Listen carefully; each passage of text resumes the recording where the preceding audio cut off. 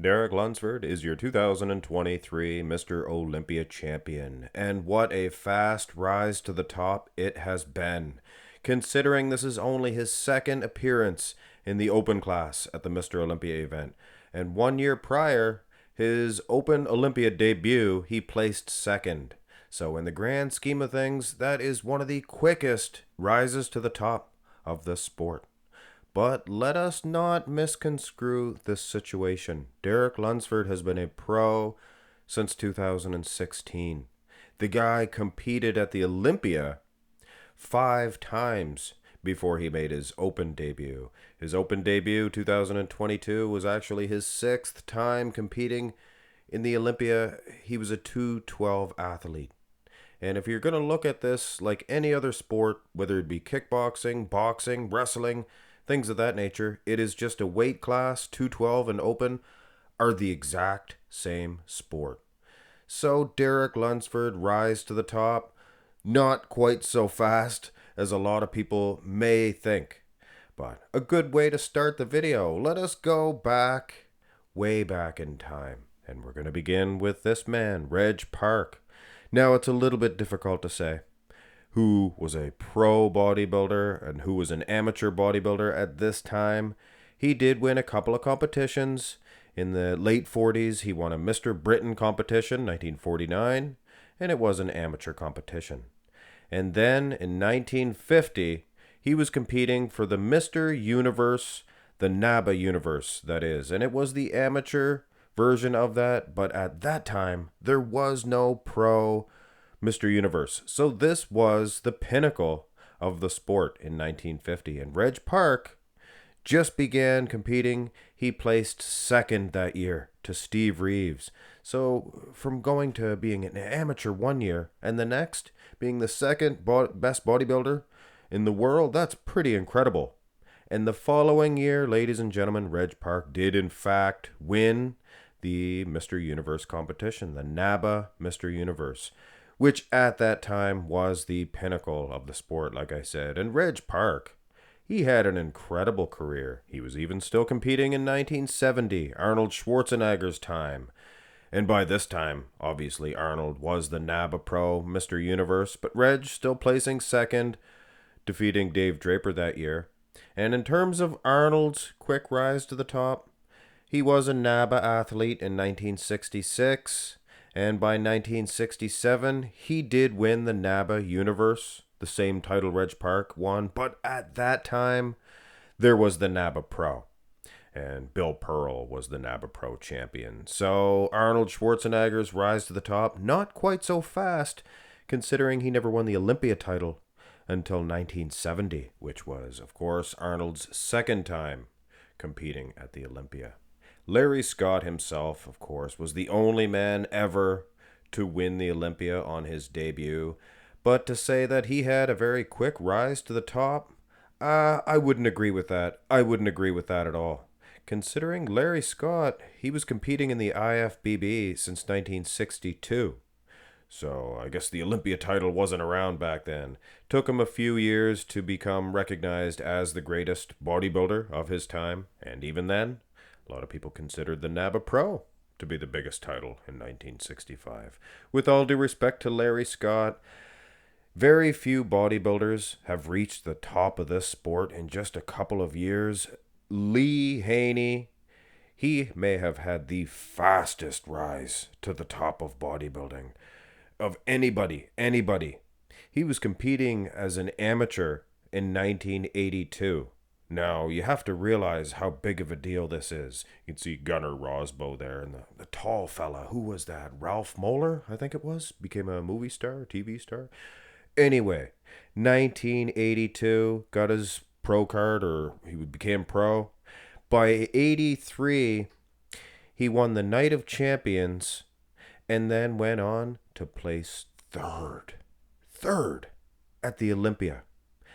Who else did that? I don't think any other bodybuilder has done that, to become to be an amateur 1 year and the next the third best bodybuilder in the world, and then the following year, 1984, he was the Mr. Olympia champion. And in terms of bodybuilding careers are concerned, nobody had a more stellar career, a more successful bodybuilding career than the 8-time Mr. Olympia champion Lee Haney. Now, all the while, there was a couple of careers that almost made it to the top of our sport, namely Rich Gaspari. This guy turned pro in 84, and by 85, he was third at the Olympia. Very impressive. And the following year, he did get second, and he placed second a couple of times, a few times, in fact.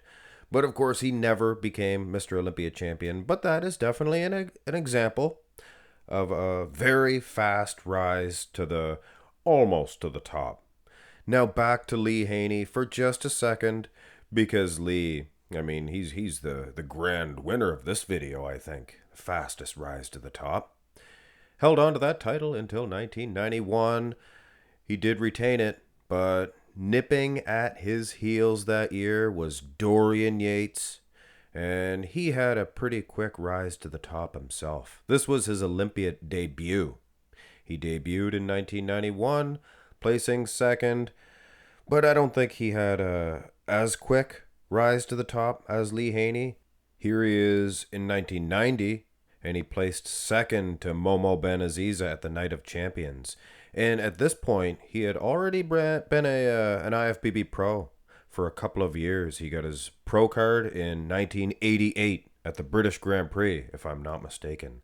So, 88 turned pro and did not become the Mr. Olympia until 1992. So a few years, not as quick as Lee Haney, but I mean very fast nonetheless. And speaking of the 1992 Mr. Olympia, if we're going to mention Rich Gaspari's rapid rise to the top, you got to mention this dude, Kevin Levrone. What a man, what a man.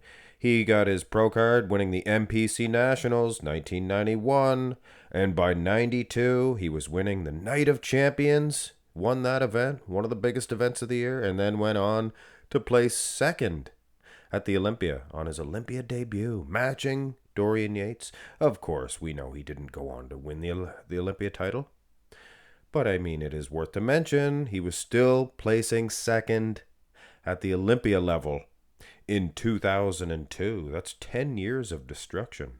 Very impressive career and a rapid rise to almost to the top.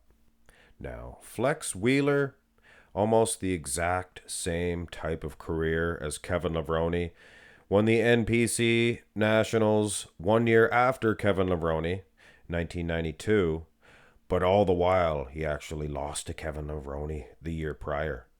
But once he got going, 1992, turned pro. By 93, he won the Arnold Classic Championships.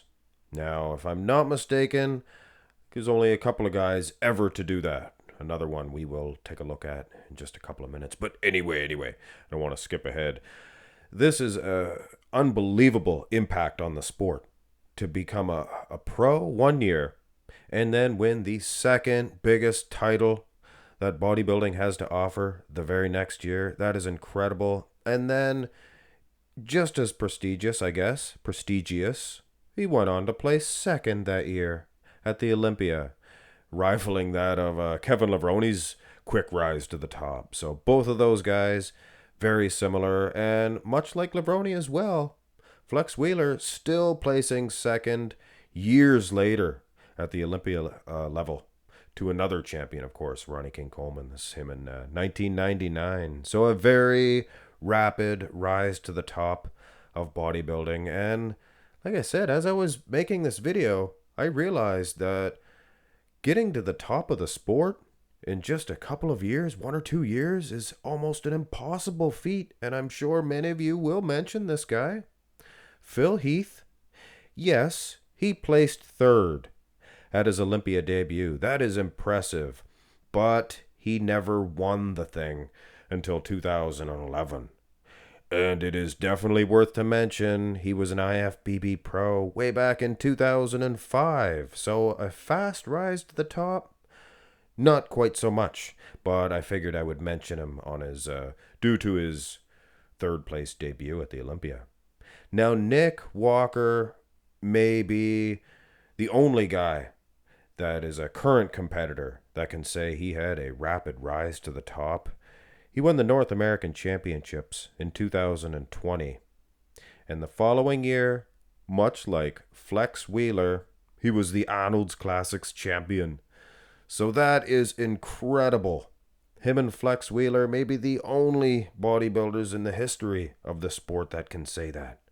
Of course, there might have been, some people could call it a hiccup in Walker's career. He placed 5th in his Olympia debut. But he got the ball rolling a little bit faster the following year. He is into the hunt now, 2022, as of his last Olympia appearance. He was placing 3rd.